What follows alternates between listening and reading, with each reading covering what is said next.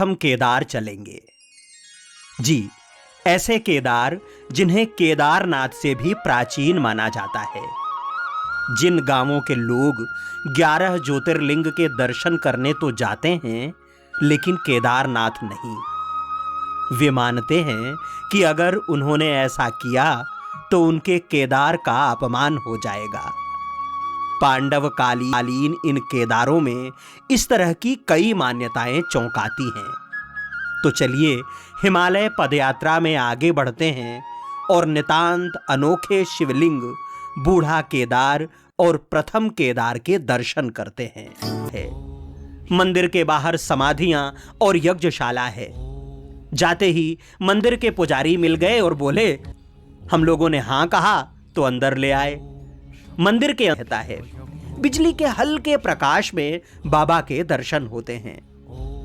मंदिर के अंदर बड़ी सी शिला है, वो शिला ही शिवलिंग है। उस शिला स्वरूप में भगवान भोलेनाथ उकेरे हुए हैं। गणेश, माता पार्वती, भैरव, धर्मराज, युधिष्ठिर सहित 5 पांडव हैं। अपनी तरह का अलग और अनूठा शिव दरबार है।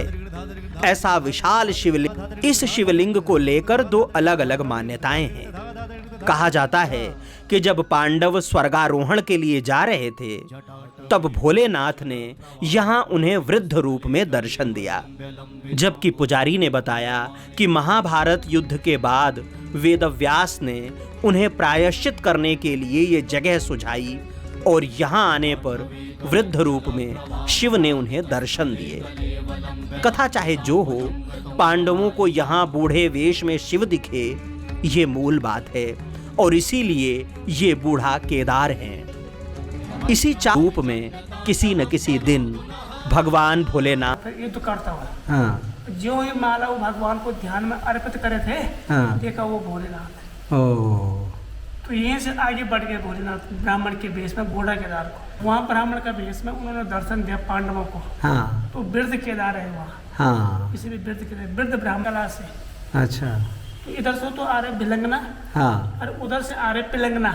अच्छा, पिलंगना गंगा बन के निकल रहे हैं, देरी होके देवप्रयाग में इनका संगम है। अच्छा अच्छा। हाँ, और इधर भोलेनाथ के जो है गणेश जी की प्रतिमा है और विष्णु भगवान के, और फिर गणेश जी की बड़ी प्रतिमा है और श्री मां पार्वती साथ में बैठे हैं। हाँ, और ये स्वयं लिंग है। उन्होंने कहा कि यहाँ और बूढ़ा केदार के लोग केदारनाथ के दर्शन करने नहीं जाते।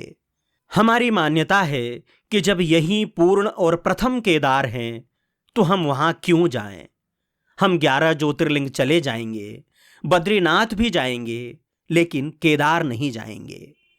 केदारनाथ जाने का मतलब अपने ज्योतिर्लिंग का अपमान करना है। बाद में इसकी पुष्टि घनसाली के कई लोगों ने की। पंडित जी ने यह भी बताया कि चमियाला में च्यवन ऋषि ने तपस्या की थी, इसलिए इसका नाम चमियाला है। न रावल और न किसी जन तक पहुंचे तो